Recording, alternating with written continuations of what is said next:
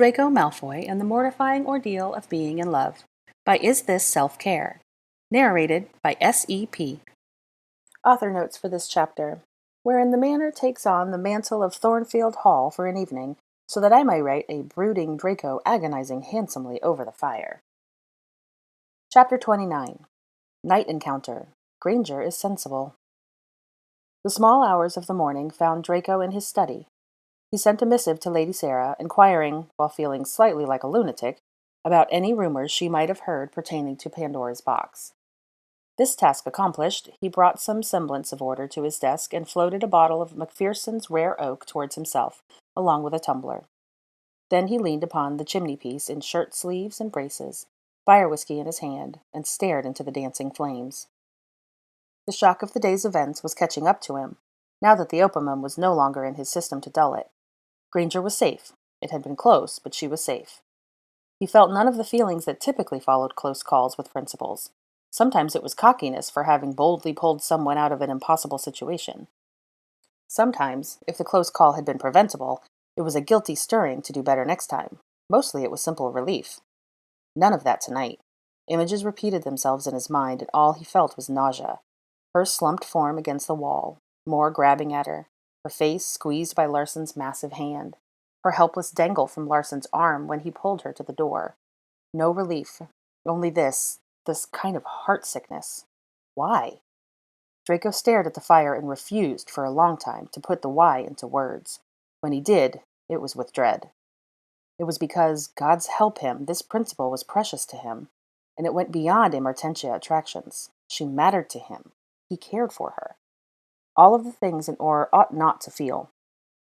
Worse, it was all of the vulnerabilities that Draco hated in one tiny package. He told himself that it wasn't love. That was one comfort. Love meant to be a nice thing, butterflies and faffing about with poems and that sort of rot. This thing holding him by the throat, it was a horrid thing, and he ached with it. She shouldn't be precious to him. She should just be a principal. They weren't meant to be anything. They were meant to be colleagues at best. He had fucked up magnificently on that front. Gorgeously. A fuck-up for the ages. She should not be precious to him, and yet she was. Being with her was divine. It appalled him. He was wretched. He was obsessed. He was mortified, maddened, repelled, and addicted. He hated it. He didn't want any part of it. He hadn't asked for this. Other than in moments of Granger or Immortentia-induced weakness, he knew what he wanted. He wanted to remain unattached, unconquered, and free. His own man. It was a kind of cowardice, by the way. It was being too afraid to lose something and therefore not trying in the first place. It was pride. It was an aversion to opening up and being hurt, to giving her some part of him that she could break. Far better to remain alone and call it freedom. There was an out. He knew the protocols. He should speak to Tonks and resign from this assignment. Let this fade away or blow itself out. Perhaps there would be peace on the other side. Even as he thought it, he knew he wouldn't do it. Operationally, the timing of such a resignation would be simply appalling. But beyond that, fuck the protocols. Fuck anything that might put her further away from him. He didn't want to lose this thing. He was too selfish. He was too addicted. He wanted to continue this ongoing, endlessly careful, ferocious sort of dance. Flirting that pretended not to be. Lapses that were quickly blamed on alcohol and swept under the rug. An equilibrium, he had told Tonks. It was true. A strained status quo. That was what he wanted to maintain. It was an approximation of happiness. But it wasn't quite enough, was it? Draco pushed away from the fireplace with fresh frustration. He extinguished the fire with a slash of his wand and left his study with no real purpose to direct his restless strides. The manor's stately corridors were dark. A chill October wind beat itself against the windows and rattled branches against the house. Draco spotted movement in the shadows, coming towards him. A white silhouette was at the end of the corridor. Her lumos illuminated the floor in front of her as she walked. There was a high-tailed orange blur at her ankles. Granger was letting the cat out. She was wearing one of those negligées she had mentioned in Provence. Draco froze where he stood. Part of him wished to pivot and flee and not subject himself to what was sure to be another torturous encounter. 2 hours of brooding had not made his cock forget the afternoon's travails. At this rate, she could probably just brush a fingertip on his cheek and he'd be hard. Part of him very much wanted to inspect this negligee in person and proceed with this journey of education in and appreciation of Muggle fashion. Look at him. He had just spent hours browbeating himself, and here he was, vacillating, instead of doing the obvious right thing. He was a hopeless wretch. Granger jumped, a hand upon her breast, when she noticed him. "Oh, it's you. Did I disturb you?" she asked in a whisper. "Sorry. Crooks needed a wee." "I was just finishing up," said Draco in an equally low voice. "If they woke the elves, there would be a fuss and offers of midnight snacks and other botheration." "How is the pestilence of incompetence treating you?" asked Granger. "Abysmally. Where do you let the cat out?" "Just through here," said Granger. She yawned into the back of her hand, looking half asleep as she led him to one of the salons. He drifted in her wake. Her legs were a pale flash in the darkness. Her hair was a mesh of partially unwound plait, draped over her shoulder. The silky negligee clung to her hips, her bum, her breasts. She was barefoot. It was gorgeous, tempting, everything. And Orr did not shag his principal. But bloody hell, would he be admiring from behind? He watched the sway of her hips, the matching sway of the fabric, the shape of her calves. The delicacy of her ankles felt under his fingers so long ago now, and yet he still remembered the feeling, the detail of every edge and dip. He smelled antiseptic and a struck match. He should have pivoted and fled. Granger reached one of the terrace doors, lifted the sheer curtains aside, and slid the pane open. The cat trotted out. "I'll have a cat flap put in here," said Draco, "if he knows the way." "Oh, that's really not necessary. I'd prefer not to have you roving about at night, alone." Tisk. "The manor is perfectly safe, or so I've been told." "You're the greatest threat I've encountered in all of my nighttime rovings." "Am I?" "Yes. You looked fearsomely irascible just then." "You caught me on a bad night." "Oh? Are you generally quite cheerful at 3:30 in the morning?" "Relentlessly." Said Granger, sleepy amusement upon her lips. She yawned into her hands again, then opened the door to see where the cat had got to. There was a witchery in the trees, stripped of their leaves, stretching bare arms to the black sky. The wind gusted the curtains about in a ghostly dance. With it came the melancholy smell of autumn at night, wet, heavy, and something uncanny. Samhain was near. The veil between worlds was growing thin. Granger shuddered and slid the door. Draco did not look down. He was 100% certain that there would be nipples visible through the negligee's fine silk, and he did not wish to know a single sodding thing about Granger's breasts, other than the information he had already gleaned there. He did not want to know. At all. No more details, thanks. Draco stood, fixed in a limbo, torn between bidding her good night, that would be the safest thing, the wise thing, the right thing, and wanting to stay.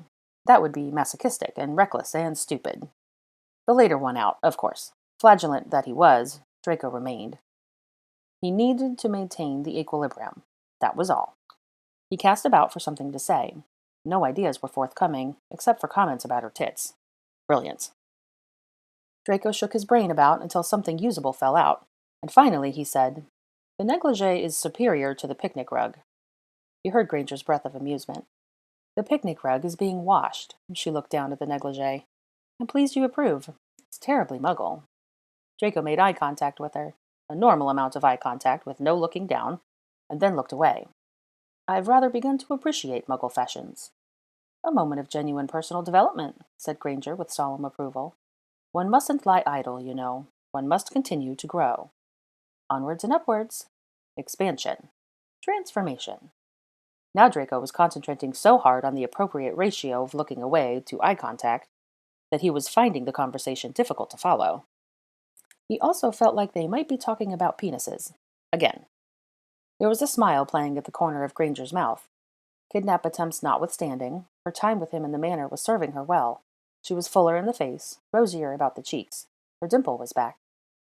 "The picnic rug would make excellent donation fodder for the orphans," said Draco. "You always have the orphans' best interest at heart, haven't you?" "What heart?" asked Draco. "You have one. It might be a little black shriveled-up thing, but it's there." "I suppose. And yes, I am selfless that way." Draco Malfoy, the salt of the earth. His name on her lips gave him a little frisson. He wanted to make her say it, again and again and again. Sigh it, groan it, kiss it out of his mouth. Draco peered out into the darkness.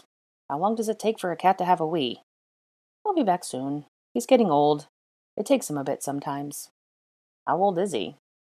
"I'm not sure. He was probably a few years old when I got him in third year. Third year? My word, you've had the bugger for a long time. I have. Measles can live up to 50 years in captivity, and he's half one. I'd like to hope he gets a few good years left. Granger drifted to a window that gave onto the other side of the terrace and looked out. Oh, he's hunting. Well, attempting to. My poor darling. Granger propped her elbows upon the window ledge to watch, and Draco, world-class idiot, decided to crowd in behind her to look out too, because obviously that was an excellent idea. Getting close to her never led to complications. The cat's bandy-legged form was low in the grass outside, making repeated failed pounces at some creature or other. A mouse, do you think? Asked Granger. Or a shrew? Or a gnome? You ought to charge me for pest control services, if he catches anything. Only if you charge me for my stay here. Certainly not. Occasional life-saving services and bed and board, Granger sighed. Her breath made a mist upon the cold window pane. I am a nauseating imposition. Actually, she was a cherished presence who added a vast pleasure to life in the manor. Disgustingly saccharine, that. Those things fall under the heading of keeping Granger safe, said Draco, which is my job, while you work to cure the incurable. Right. But I don't like feeling indebted to you. Granger interrupted herself with a gasp. Oh, I think he caught it. Look. Draco could have looked out the window just next to her, but no. His idiot brain desired to look out of that one, the one she stood at, obviously. Sickening how this little resistance he had when he was near her. He pushed aside the curtain and leaned over her shoulder to look out. He felt the brush of her hair against his chin. The cat had something in its mouth. That's a leaf, said Draco. Granger laughed. The cat strode proudly across the lawn with its prize held high. Then it was distracted by another leaf, and dropped the first, and crouched into a prowl. Oh, he's trying again. You needn't stay. This may take a bit. I don't mind. This is entertaining. Granger looked over her shoulder at him. Really? All right. The wind whipped around the house in fitful groans. The waxing moon glowed above the black line of the trees, a fine silver crescent. Granger's smooth shoulder was so close. Draco found himself staring at it, at the fine strap that held her negligee, at the wind-blown shadows that played upon her skin. You aren't in my debt in any capacity, said Draco, to return to the subject. Kind of you to say so, though it doesn't make it true, said Granger. Would you like us to make a list to tally things? Do you think I haven't already conducted that exercise? Of course you have. I know, I'm exasperating, said Granger. Thank you, yes, you are. What was the outcome? Until today, close, but in your favor. I only gave myself half a point for that Talfrin lead, but you've pulled ahead significantly with today's life-saving. Have I? Excellent. I like winning. Would you mind toddling off to do something moderately life-threatening? Asked Granger with a vague wave of her hand. Choke on a cheesy what's-it, or something? Draco laughed. His next breath carried the scent of her shampoo to his nose. He crept in closer. To look at the cat, obviously, who was murdering the leaf with extreme feline violence. When I was at St. Mungo's and having those hallucinations, I saw him fighting the Nundu, said Draco. He was close enough to feel the warmth coming off of her now, through that fine silk, and through his shirt against his chest. Granger had gone rather still. Did you? Yes, over and over, in circles. He was fierce. He won, in the end. The cat scampered off and around the corner. Granger pressed her wand to the glass and sent out a lumos, illuminating the lawn. They both leaned forward to observe the next hunt. Now he could feel the silk of her negligee sliding against the fabric of his shirt. Now he could feel the brush of her backside against the front of his trousers. The button at his fly caught at the small of her back. Maintain equilibrium. Maintain the fucking equilibrium. He put a hand on the window ledge. Granger's breath was coming a bit faster. The faint patches that misted against the window gave her away. The feel of her was so pleasurable, tempting, ambrosial. What was it about this witch? Why were the forbidden things the sweetest? That, began Draco. Then he cleared his throat because his voice had gone husky. That neurotransmission cocktail you had me on, at St. Mungo's. What about it? Asked Granger, a kind of breathiness in her voice. It lowers inhibitions? Yes. So people speak the truth when they're on it. Of a sort. It affects certain inhibitory interneurons in the cerebral cortex. This breathless professory voice was a new one. Draco liked it. It removes the usual filters. Most people enter a state of feel-good disinhibition. So, when I said I wanted to kiss you, you knew that it was true. It wasn't just delirium. Granger glanced over her shoulder at him. Her eyes were dark. Since when was a look between them so heavy? She nodded. It's a similar effect to alcohol, I suppose, said Draco. A different mechanism, but yes. I've had 3 fire whiskies, said Draco. He had a decided clue where he was going with this. She did. And, said Granger, do you still want to kiss me? The world stopped spinning. He took a moment to answer, as though there would be any other answer than a longing-filled affirmative. He brushed a fingertip at the place where her shoulder and neck met. Yes, just here. Do. The world resumed its spinning, too fast. His brain was a blur. What equilibrium? He had never heard of that word in his life. He lifted her unfurling plaid out of the way. He permitted himself the caress of a finger from the side of her neck down to her shoulder, where the strap of the negligee lay delicately upon her skin. His fingertip went over the strap, though the real urge was to slip it underneath and pull it off her shoulder. The light of her lumos faltered, then went out. He lowered his face to her, felt the warmth of skin, breathed her in. Sleeplessness in the scent of the candle just burnt. He brushed his mouth against the spot, much looked at, much longed after. He felt her shudder against him, saw her silent, gasped-out breath dissipate against the cold window. He pressed a kiss to the side of her neck, under his lips a memory of the night in the garden, the softness of rose petals. His other hand found the window ledge. Now she was deliciously trapped between his arms. Now she would not be going anywhere. Not that she wanted to escape. She was pressing herself against him, her head against his shoulder, her bum, oft imagined yet never felt, against his groin. He splayed a hand against it, and squeezed, and felt her surprised jump. He kissed the side of her neck again, then moved, delicious, up to just under her ear. From there he could look down and see her clavicle, and the swell of her breasts. The exact shape of them, and yes, the push of nipples under silk, and the fine line of shadow where her breasts pressed together, and the beat of her pulse at the dip between her collarbones. Not fast enough, yet, to echo through his ring finger, but there, fluttering under skin, and if he were to turn her towards him, he could feel it under his lips. He didn't know where to go from here. He knew exactly where to go from here. He didn't know if he should. He knew he shouldn't. He was drenched in endorphins, skin-addicted, pounding-hearted, mind-obliviated. She sighed and backed herself into him further. There was the press of her arse against him, and he was hard, obviously, and he pushed against her, and she made a pleased sound in the back of her throat. But they shouldn't.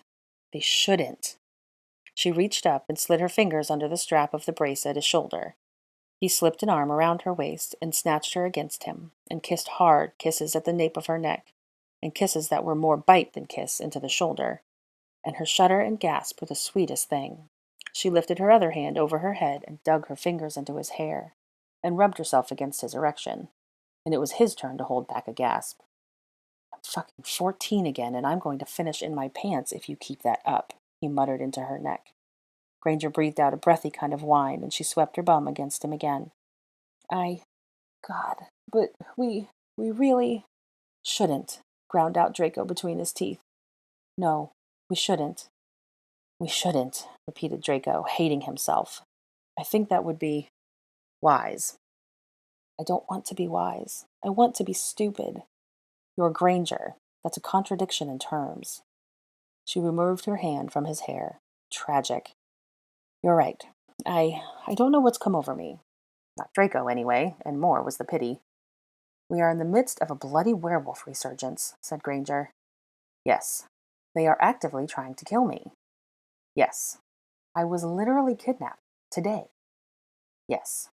I am working on the most intellectually demanding project I have ever worked on, possibly the most challenging I shall ever work on in my lifetime. Yes. I haven't a brain cell to spare. I haven't any additional mental capacity to dedicate to anything else. Yes, of course. We mustn't add further complications to an already fraught situation. Yes, said Granger. Could make things so much more difficult. Yes. So, we shouldn't. We shouldn't. Granger groaned into her palms. What is wrong with me? Tell me when you've worked it out, said Draco. I suffer from the same ailment. Unbridled idiocy is my tentative diagnosis. Granger was still breathless. Right. Okay. All right. This was a dream and it did not happen. Fine. I've never felt more awake in my life. But fine. You are asleep, and so am I. Fine. This didn't happen. There was a muffled meow. The bloody cat had finally seen fit to come back to the house. It sat outside the terrace door, staring at them. Draco wondered how much it had seen. He and Granger stepped away from each other. The new distance seemed cruel and cold.